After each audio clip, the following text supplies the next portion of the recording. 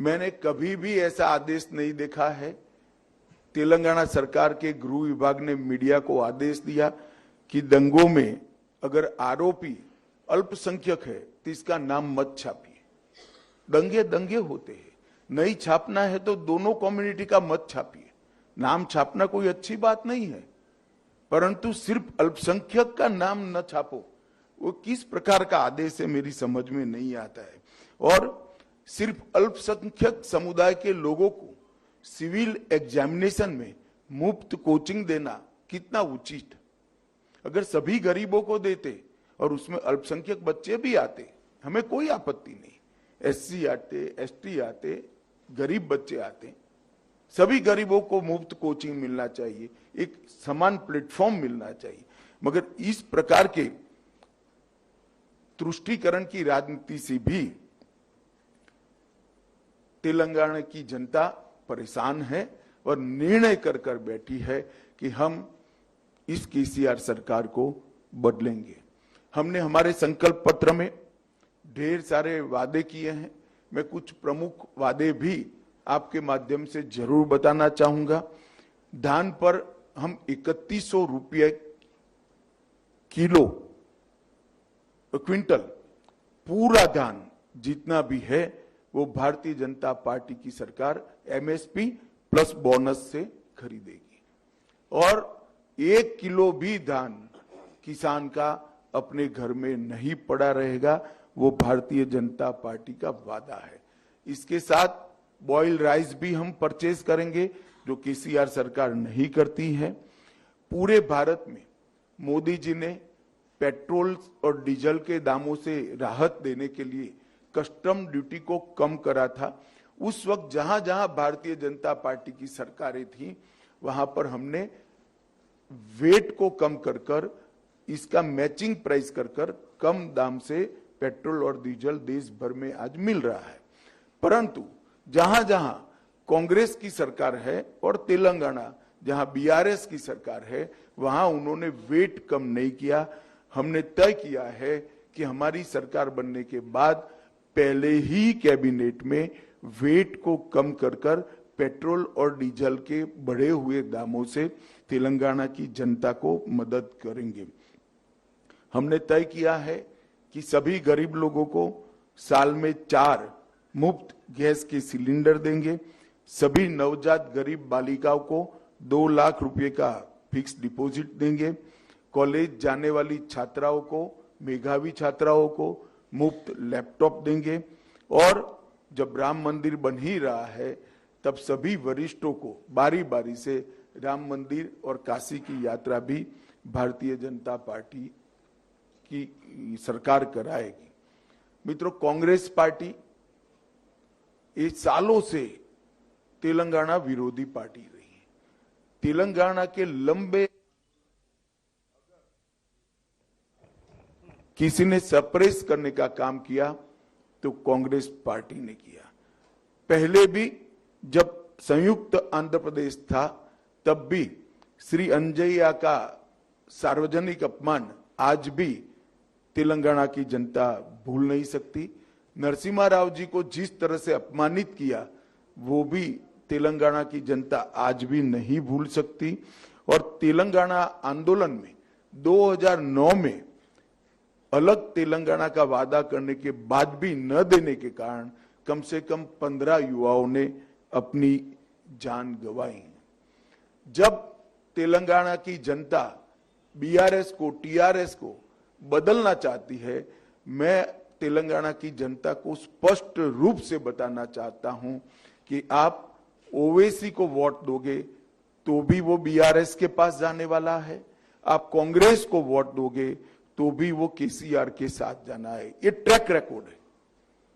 जब जब ओवैसी के विधायक चुनकर आए, तुष्टीकरण की राजनीति के कारण उन्होंने टीआरएस का, बीआरएस का समर्थन किया और कांग्रेस के जितने विधायक चुनकर आए गत 2 चुनाव में सारे के सारे बाद में टीआरएस में शामिल हो गए। इसका मतलब है कि आपका वोट जो राज्य में सत्ता परिवर्तन के लिए है वो निश्चित रूप से जाया जाएगा अगर वो वोट कांग्रेस में जाता है। अगर यहां परिवर्तन करना है तो मोदी जी के नेतृत्व में केवल और केवल भारतीय जनता पार्टी ही परिवर्तन कर सकती है और कोई पार्टी नहीं कर सकती। और ये तीनों पार्टियों के बीच में एक और साम्यता है, परिवारवाद की। ये 2G, 3G और 4G पार्टियां हैं। आप 2G, 3G, 4G से करप्शन के बारे में नहीं कह रहा। केसीआर की पार्टी 2G पार्टी है, केसीआर और केटीआर। ओवैसी की पार्टी 3G पार्टी है, 3 पीढ़ियों से परिवार में ही नेतृत्व रहा है। और कांग्रेस पार्टी 4G पार्टी है, जवाहरलाल नेहरू, इंदिरा गांधी, राजीव गांधी और अब राहुल गांधी। यहां मेरिट्स की कोई जगह नहीं है, लोकतांत्रिक मूल्यों की कोई जगह नहीं है। ये तीनों परिवारवादी पार्टियां हैं। इसलिए चुनाव के पहले अलग अलग कपड़े, अलग अलग चोले, अलग अलग नारे लेकर आते हैं। चुनाव के बाद सब एक दूसरे के साथ इकट्ठा हो जाते हैं। तो केसीआर को बदलने के लिए वोट चाहे ओवैसी की पार्टी को दीजिए, चाहे कांग्रेस को पार्टी को दीजिए, वो जाना अंततोगत्वा केसीआर की पार्टी में है। अगर आप भारतीय जनता पार्टी को मौका देते हैं तो हम तेलंगाना के आंदोलनों के सभी शहीदों का स्वप्न पूरा करने का काम भारतीय जनता पार्टी करेंगी। विगत 9 साल में मोदी जी ने तेलंगाना के विकास के लिए ढेर सारे काम किए हैं। 10 साल में 2004 से 14 कांग्रेस पार्टी ने संयुक्त आंध्र प्रदेश को डिवोल्यूशन और ग्रांट इन एड के 2 लाख करोड़ रुपया दिया था। मैं आज कांग्रेस के नेतृत्व को सवाल पूछना चाहता हूं, इसका जवाब दें। 10 साल तक केंद्र में सोनिया मनमोहन की सरकार थी, इन्होंने 2 लाख करोड़ रुपया संयुक्त आंध्र प्रदेश को दिया। हमने 9 साल के अंदर अलग तेलंगाना को 2.5 लाख करोड़ रुपया दिया है। इसका मतलब लगभग 3.5 गुना पैसा भारतीय जनता पार्टी ने प्रोरेटा तेलंगाना को दिया है, ग्रांट इन एड और डिवैल्यूएशन के। इसके अलावे 2.5 लाख करोड़ रुपया अलग अलग योजनाओं में दिया है।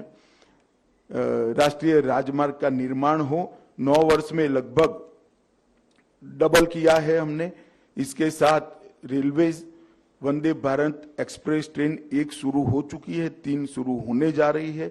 1200 करोड़ से ज्यादा हैदराबाद मेट्रो के लिए दिया है। 8000 करोड़ से ज्यादा हैदराबाद और बेगमपेट हवाई अड्डे के विकास के लिए दिया है। और मोदी जी ने अभी 900 करोड़ रुपया समक्का सरक्का सेंट्रल ट्राइबल यूनिवर्सिटी के लिए दिया। और हल्दी के किसानों के लिए एक वैल्यू चेन एस्टैब्लिश करने के लिए, एक्सपोर्ट तक की वैल्यू चेन एस्टैब्लिश करने के लिए हमने नेशनल टर्मरिक बोर्ड को स्थापना करने का घोषणा किया है। हमारे संकल्प पत्र में हमने ये भी कहा है कि तेलंगाना की भारतीय जनता पार्टी 100 करोड़ रुपया खर्च कर टर्मरिक की मेडिसिनल वैल्यू को रिसर्च करने के लिए एक रिसर्च सेंटर बनाएगी, जिससे टर्मरिक का पूरे दुनिया में उपयोग में बढ़ावा हो सके। इसके साथ साथ भारतीय जनता पार्टी ने 2 महत्वपूर्ण निर्णय लिए हैं। माड़ीगा समाज को जो वर्षों से अन्याय हो रहा है, तो हमने तय किया है कि एससी रिजर्वेशन में माड़ीगा समाज को हम वर्टिकल क्वोटा देकर उनको प्रोरेटा सीटें मिले, उस दिशा में हम आगे बढ़ेंगे। और इसके साथ साथ हमने तय किया है कि केसीआर ने भले वादा खिलाफी की कि दलित मुख्यमंत्री बनाने का वादा 2014 में किया था, खुद ही बन गए, अब बेटे को बनाना चाहते हैं। मगर भारतीय जनता पार्टी ने तय किया है कि हमारी सरकार बनने के बाद हम बैकवर्ड क्लास से मुख्यमंत्री बनाएंगे। ये वादा हमने तेलंगाना की जनता को किया है और इतनी बड़ी संख्या में जो बैकवर्ड क्लास है उनको हम न्याय दिलाने का काम करेंगे। अंत में मैं आप सभी के माध्यम से तेलंगाना की जनता को, तेलंगाना के सभी सूज्ञ मतदाताओं को करबद्ध निवेदन करना चाहता हूं कि आप भारतीय जनता पार्टी को मौका दीजिए। आपने कांग्रेस को मौका दिया, वो टीआरएस में शामिल हो गए। आपने टीआरएस को मौका दिया, करप्शन के अलावे कुछ नहीं किया, बदहाली के अलावे कुछ नहीं किया, केवल और केवल तुष्टीकरण की राजनीति की है। अब भारतीय जनता पार्टी को मौका दीजिए। मोदी जी के नेतृत्व में हम डबल इंजन सरकार बनाकर तेलंगाना की रचना के लिए जिन युवाओं ने अपना बलिदान दिया है, उनके स्वप्नों को पूरा करने का काम करेंगे। ये अपील मैं आज इस प्रेस वार्ता के माध्यम से तेलंगाना की जनता से करना चाहता हूं। धन्यवाद। Amit Shah there giving out the manifesto for the Bharatiya Janata Party in Telangana, promising an OBC chief minister if the BJP is voted to power.